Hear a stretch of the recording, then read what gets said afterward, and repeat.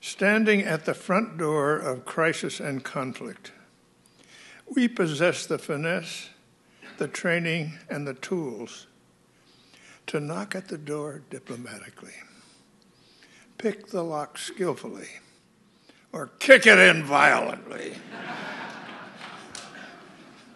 So, General Amos, we look forward to your remarks, and we're really honored that you've come to us to give this lecture. Thank you.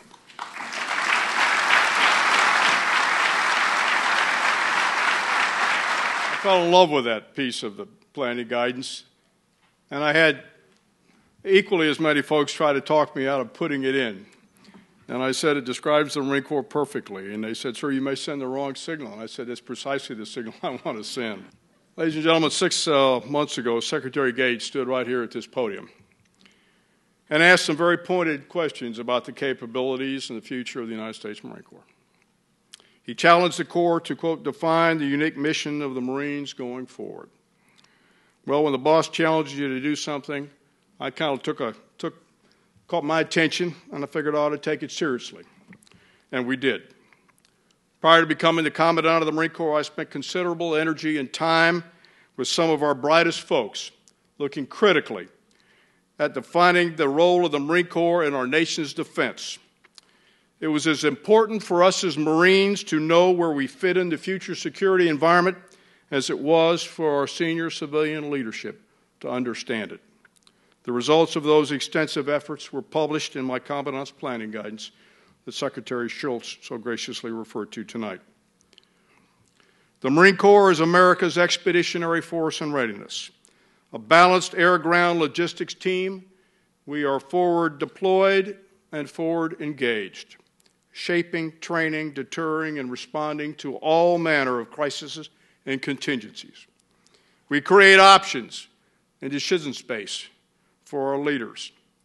Alert and ready, we respond to today's crisis with today's force today. The Marine Corps is leading the development of expeditionary energy solutions for the DoD and the Department of the Navy, reducing energy demand in our platforms and in our systems, increasing the use of renewable energy, and instilling an ethos of energy and water efficiency in every single Marine. As I close tonight, I want to remind you that your Marines have been busy. They have been providing assistance in Haiti, in Pakistan, capturing pirates, fighting in Afghanistan, training partner nations and forces, and they remain forward deployed throughout the world tonight. As we gather here in this wonderful memorial club, there are roughly 32,000 Marines forward deployed, many living in hard and very dangerous conditions, all doing our nation's bidding.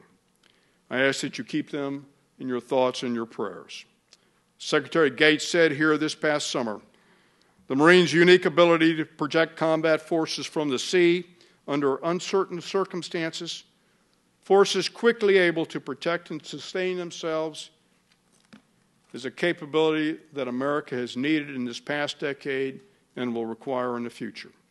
I want to assure you that the Marine Corps will remain our nation's premier expeditionary force and readiness, and the force of choice for crisis response for decades to come. Department of Labor released statistics on unemployment on veterans, some new statistics yesterday. And the statement, once a Marine, always a Marine, our question is, what is the Marine Corps doing to take care of the Marines leaving the Marine Corps to make sure they get a career? Okay, what do the Marines do to take care of what now? Marines who are leaving active service. Yeah. Well, this is a loaded question, and I know the person that wrote it. And I reserve that for myself, yes. He and General Caulfield wrote that question. We recruit about 35,000 Marines every year. We have 49% of the Marine Corps is 21 years old or younger. 28% of the Marine Corps are teenagers. So on any given day, all those teenagers wake up and they say, how can we screw with the Commandant of the Marine Corps today?